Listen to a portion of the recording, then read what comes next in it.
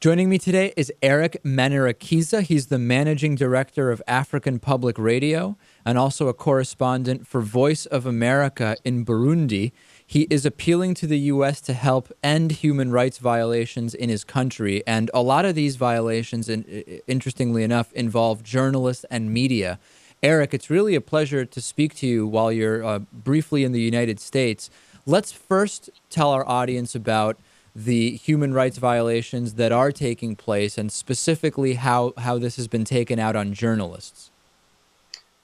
Yes, the situation is dire. They are shooting at my journalists, beating them up and stealing their press recordings.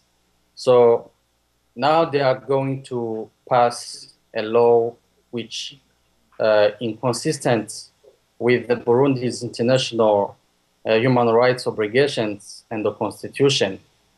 So today, journalists are working in a very hostile environment because we have a government which doesn't tolerate freedom of expression, doesn't tolerate journalists and media, because in the country since 2010, following the withdrawal of political opposition parties in the elections of 2010, the ruling party governs without an effective opposition.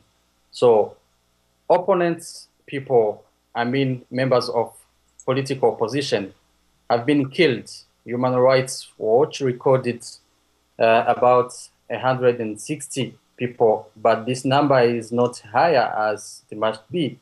These are people who have been recorded by media, especially African Public Radio.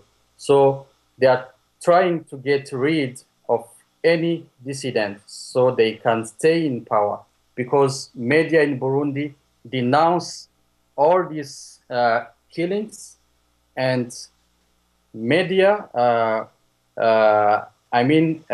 especially RPA, serves as social, economic, and legal assistance to ordinary people because all the government agencies that should help people are corrupt or even don't exist.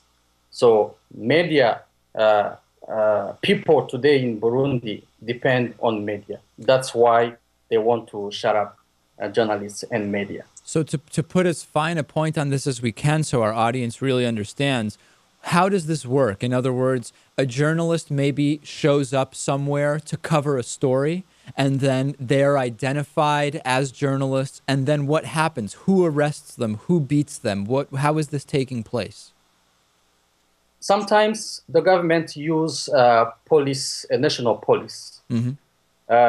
I can give a couple of examples.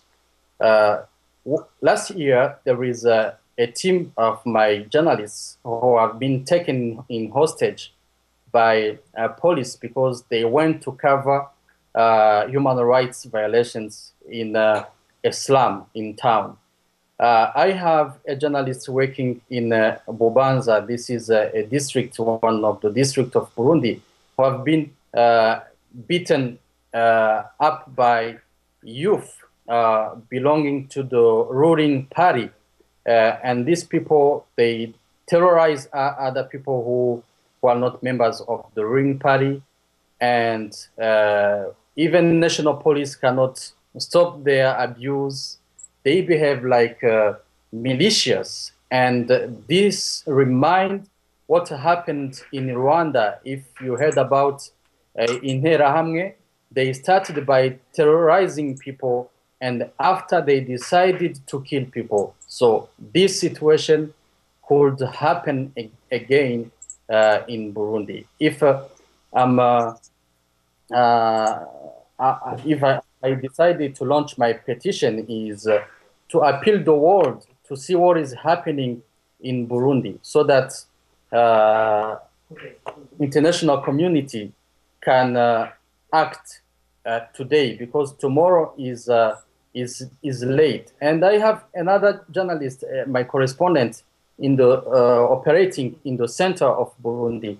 One day, he woke up and he found human blood on the wall of his house. That was a kind of intimidation to intimidate him, because RPA is a grassroots radio. We take the grassroots opinion, and they don't like radio broadcast these things. Recently, a week ago, there is one journalist who was investigating on police guys extorting money from people. Let me ask you this, Eric. Are you at risk when you're in Burundi? Do you worry about your personal safety? I mean, is there anything that prevents you from having the same fate as some of these individuals you're talking about? You're outspoken, you're trying to engage people and activate them. Are you at risk? Absolutely. I'm at a big risk, because I'm the boss of the radio station, and I give the editorial line to the radio station. And I have moved my family to US. They are now in search of political asylum, because in 2010, I myself have been targeted. I received death threats. They sent a guy working for the intelligence service at my office, and he had a gun. And after that, he went at my wife's office, and and they told her that I was going to be killed. So the situation is not really good for journalists. If I'm staying there, it's because I'm a change agent, and I have to continue using radio station as a tool of peace, and denounce these bad things happening, so that the situation can be improved. It's incredible, Eric. Can you tell people how they can find the petition? Yes, the petition is on change.org.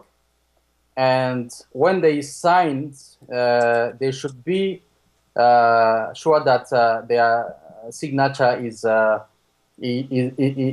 going through, because there are so many people who signed, but their signature didn't go through. We've been speaking with Eric Manirakiza. He's the managing director of African Public Radio and correspondent for Voice of America in Burundi. Eric, people need to go to change.org. They need to sign the petition. And, it's really a pleasure to speak to you. And please stay safe as you can. And we hope to talk to you in the future once again. Thank you very much for the time you gave me to talk about Burundi.